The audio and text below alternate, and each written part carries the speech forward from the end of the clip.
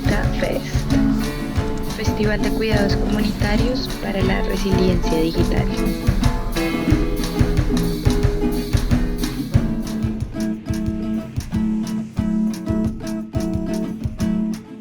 Comunicar es contar una historia, nuestra historia, la de nosotras, la de nosotres, desde nuestra perspectiva, sin estigmatizar ni revictimizar. Debemos cuestionar la legitimidad de los espacios en los que posteamos nuestros mensajes, nuestros conocimientos, nuestras historias, en las plataformas que lo hacemos. Tenemos que entender la manera también en la que nos leen las personas que queremos que nos lean para llegar a ellas de forma efectiva y con el objetivo que nos proponemos.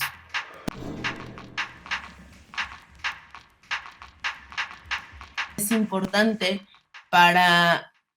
en México se dice cacarear el huevo, como presumir sin una forma soberbia, pero enseñar qué es lo que estamos haciendo. Que todo el mundo sepa que las mujeres solamente somos el 10% de personas que editan Wikipedia, que es un sitio una plataforma en donde todas y todos y todas aprendemos. Y por eso es importante, porque si no nos quedamos en un cuartito solas, ¿no? O acompañadas de otras personas que integran nuestras organizaciones o nuestros movimientos, pero no reproducimos o no vamos más allá, ¿no? O sea, necesitamos que ese cuartito tenga un megáfono y la gente y las demás nos escuchen y sepan qué estamos haciendo. Y que en donde hay coincidencias puedan sumarse y en donde hay disidencias formemos un debate. Cuando nacimos, dijimos, nosotros queremos dar voz a movimientos y organizaciones sociales en Chile que hoy día no tienen espacio en los medios hegemónicos, que hoy día nadie los entrevista. Sin embargo, estas organizaciones como la de Carmen ya tienen una voz, ¿vale? Ya tienen una voz. Entonces, si yo lo miro en perspectiva, es un error que los medios de comunicación y el periodismo se apropie de esa voz. Nuestra labor, y creo que eso ha sido un trabajo de años entenderlo, es amplificar esa voz, es conectar esa voz con nuevas comunidades. Y para eso se requiere una humildad en el ejercicio del periodismo que no es usual en el periodismo. Porque en el periodismo ya ejercemos mucho poder desde el momento en que elegimos nuestras fuentes. Entonces, ¿cómo nos hacemos cada vez más invisibles para no mediar entre esas voces? Pero si como somos canal, y menos voz, ¿ya? Menos voz desde el periodismo, desde los medios de comunicación. Creo que es muy importante de poder comunicar desde una perspectiva con ética feminista sobre todo, ¿no? Nosotras no damos voz a nadie. Las personas tienen su voz, ¿no? Solamente que no se escucha. Entonces, también lo de comunicar desde nuestra perspectiva para mí tiene que ver con este concepto de conocimiento situado.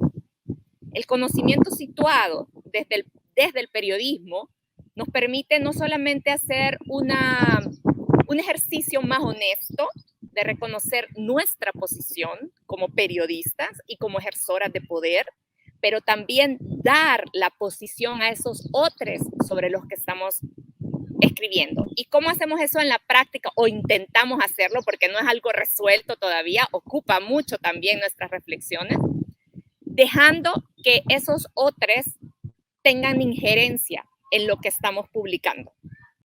Más allá de dar voz es ser el megáfono, porque las personas ya tenemos voz.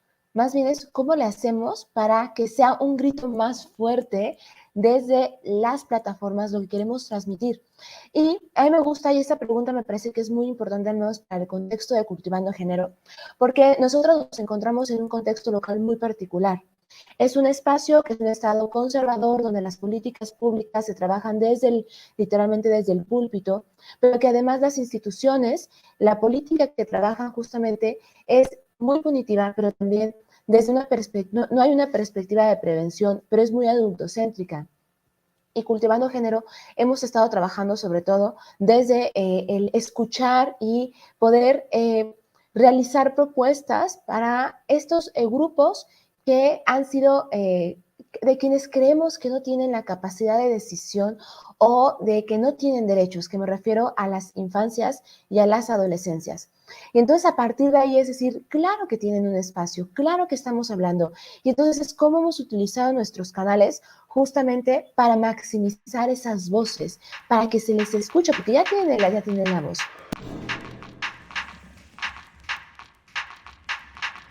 Para nosotros, nuestra comunidad son esas organizaciones y movimientos a los que servimos. Por lo tanto, nuestra manera de aproximarnos es transformar un poco la manera en que solíamos hacer periodismo en los medios tradicionales. Y es, por ejemplo, cuando vamos a cubrir algo de ello, hacemos preguntas y los invitamos a colaborativamente añadir preguntas a lo que queremos cubrir. Una vez que tenemos listo un material, nos gusta revisarlo con ellas y con ellos y con ellas para que podamos tener feedback y realmente garantizar que estamos representando lo que ellos quieren decir. Es periodismo lo que estamos haciendo, pero hacer periodismo no es otra cosa que comunicar para servir a nuestras comunidades, para nosotros, así que hacer un periodismo comprometido y comprometido con las organizaciones que son nuestra comunidad, para nosotros tiene todo el sentido del mundo, pero no es la mirada tradicional de cómo se cubre una historia. Si mis editores, mis antiguos editores malvados me vieran, estarían muy ofendidos por la manera en que hoy día publicamos nuestra historia. ¿Por qué? Y lo podemos tratar más adelante. El periodismo muchas veces es extractivista. ¿Por qué? Porque las métricas, y podemos hablar un cachito de métricas, que es un tema que me fascina, son las equivocadas, ¿no? La motivación y el objetivo es el equivocado, y ya podremos hablar de eso. Hemos optado también por contenidos más ágiles, contenidos con mucho contenido gráfico, apostarle más que al alcance nada más a los comentarios, a esta interacción de ida y vuelta. Y por supuesto, fijarnos muchísimo, como eso también tarda mucho en hablar acá, como fijarnos que cada cosa que vamos a publicar cumpla con ciertos requisitos, de nuevo, de ética feminista, como no revictimizar, desde dónde estamos hablando, desde dónde vamos a posicionar el tema, ¿no? Si vamos a hablarle a nuestras audiencias desde una perspectiva de una ética no violenta, no revictimizante, etcétera, una cosa importantísima para mí es que esto mismo debe estar dentro de la equipa. Y como dentro de nuestras equipas también tienen que haber procesos de comunicación no violentos, no revictimizantes. Y no quiero aquí idealizar nada, tampoco tengo la fórmula. De hecho, es algo que siempre nos estamos preguntando en Alaraca, porque obviamente no siempre no nos andamos abrazando y besando todo el tiempo, no tenemos conflictos, hay desacuerdos y es un reto. Para mí no puede haber un periodismo feminista si la redacción no tiene una práctica feminista también en cuanto a su comunicación y sus condiciones laborales, etcétera, ¿no? Tiene que ser basado en la escucha, leer a nuestra audiencia, saber de qué quiere hablar y atenderla, ¿no? O sea, no ignorar un tuit, un mensaje, un correo, o sea, como tener esta escucha activa. Entonces, yo creo que al menos para mí es algo de lo que me siento muy orgullosa de participar en Wikimedia México, que tenemos una comunidad muy receptiva, que propone, que dice, oye, yo quiero hablar de lenguaje incluyente no sexista, o quiero hablar de acoso laboral, o quiero hablar de violencias de género, y que de pronto suena como raro porque dices, oye, pero ustedes se dedican a editar Wikipedia, ¿por qué están hablando de esas cosas, no? Y justamente es para tener una buena comunicación interna, para hacerla segura, amigable para todas las personas que integramos pues la asociación y el movimiento, porque además también somos una organización que le habla a otras organizaciones de otros países y que tenemos que hacerlo con estos mismos estándares, ¿no? Ha sido mucho a partir de la confianza, de escucharnos entre nosotras y también de un principio súper básico que sabemos y que creo que el feminismo no lo tenemos que estar recordando mucho. Es que el feminismo no es un copy-paste, no somos iguales todas, pero justamente hay que encontrar en las diferencias las similitudes que tenemos y respetar esas diferencias. Si bien Cultivando Género tiene toda una base Y eso nos sirvió muchísimo. Ahora que estrenamos nuestro nuevo sitio web, una cosa que publicamos fue la ética feminista desde la que trabaja Cultivando Género. Y decir, estos son nuestros principios. Hay muchísimas voces, hay muchísimas formas de ser feministas, pero para nosotras los principios mínimos que nos rigen desde nuestra ética son estos. Y esas son nuestra lista, prácticamente nuestro checklist de cómo entonces entre nosotras nos estamos entendiendo y comunicando. Porque justamente no podemos comunicar y trabajar hacia lo externo si en lo interno estamos siendo violentas, si en lo interno no estamos siendo sororas. Y algo sumamente importante ha sido el entendernos desde los cuidados y sobre todo desde cómo es estos trabajos de cuidado y de crianza que también hacemos nosotras.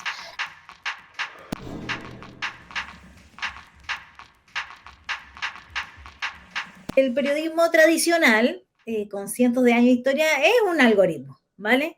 Es un algoritmo que no tenía máquina, pero en el que aprendemos que una noticia es una noticia si tiene ciertos elementos y si no están, no es una noticia. Entonces tenemos que el elemento, por ejemplo, rareza, hace que una noticia sea noticia. Y el ejemplo clásico es, no es que un perro muerde a un hombre, si un hombre muerde a un perro, eso no es una noticia, ¿vale? Es el clásico ejemplo que se le da a los estudiantes de periodismo primer año. Otro es proximidad. Si es algo que ocurre cerca de la comunidad a la que estamos informando, es más noticia que si ocurre en un pueblo perdido, ¿verdad? En las montañas de Chile.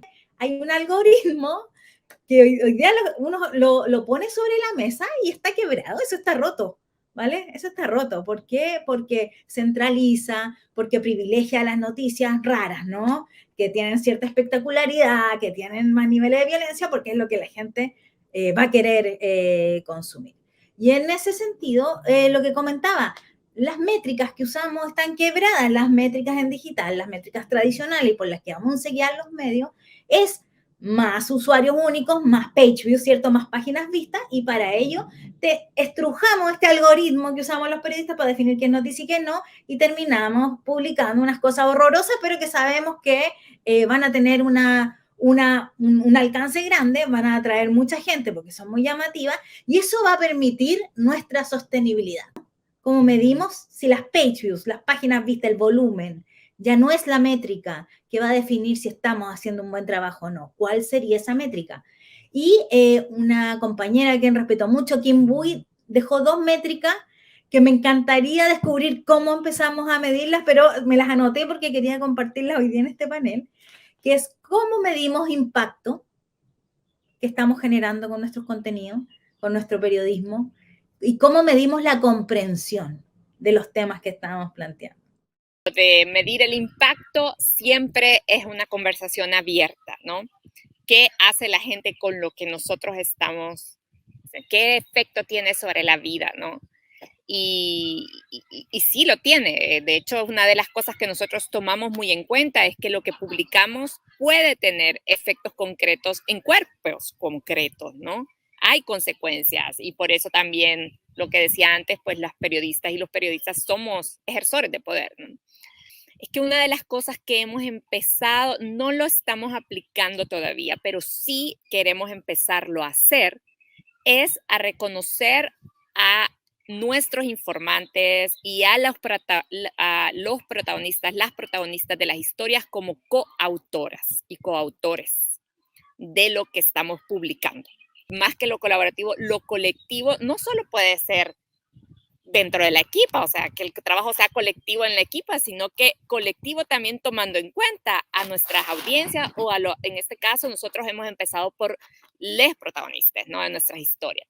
Entonces, claro, como idea nos parece súper linda, ok, hagamos a estas personas también coautoras, ¿no? Y veamos y veamos algunas técnicas porque no es tan fácil llegar y decirle, bueno, ven, aquí vengo y pongámonos a escribir juntos, ¿no? Eso no es así.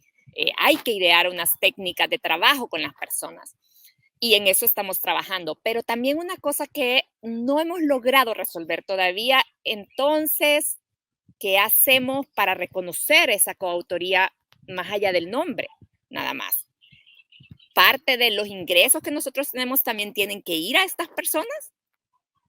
Acá, pues, lo colaborativo y lo colectivo es la base de Wikipedia, ¿no? O sea, no podría existir si no existiera, no podría existir si no hubieran personas, miles de personas donando su conocimiento a través de la escritura en 300 versiones de Wikipedia, ¿no? Y en cuanto a la mercantilización, ¿no? Que pues prácticamente es nula, porque estamos hablando también de un proyecto que no está buscando, que ahora si ustedes abren un artículo de Wikipedia les va a aparecer un banner muy grande, que ocupa la mitad de la pantalla, solicitando donaciones, ¿no? Y que también nosotras, desde México, en este movimiento global, hemos hablado de lo distinto que es visualizar ese banner en un país europeo, ¿no?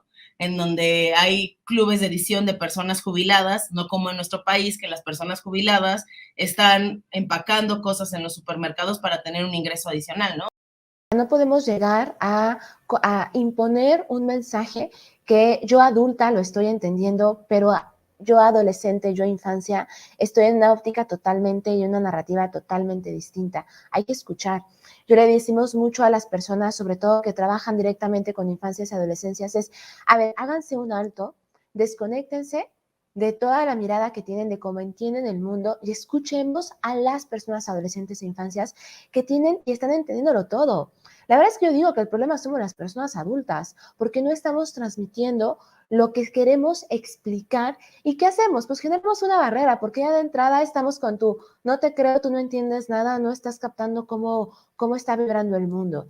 Y las adolescencias y las infancias lo están haciendo. Pero también nuestra parte, algo que ha sido importante es que hay que también consumir el contenido que se está creando para las infancias y las adolescencias y hacer una crítica también a ese contenido. Porque ¿qué se está comunicando? ¿Hacia dónde lo estamos llevando? Porque pareciera que estamos tratando como si no supieran. Pero también estamos hablando a las madres y a las personas cuidadoras. Y cuando empezamos a hacer el diccionario de conceptos digitales para personas no tan digitales, cambió también, fue de, ¿con qué eso significa? Esa palabra es tal. Sí. ¿Por qué? Porque le estamos llevando, ¿no?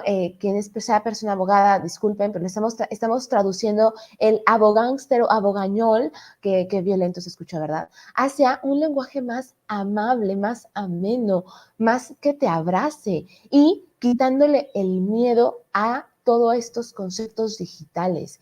Y eso ha sido toda una cuestión totalmente distinta. Y finalmente, las historias son importantes porque justamente te hacen más humana, te humanizan en lo digital. En lo digital somos perfiles, somos el perfil, el @fulanita, el @tal persona. Cuando yo cuento mis historias desde mis redes, empatizo totalmente, ya cambia totalmente.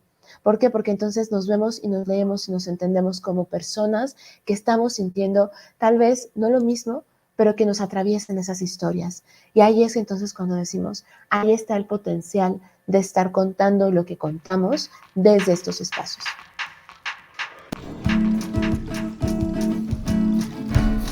Vita Fest, Festival de Cuidados Comunitarios para la Resiliencia Digital.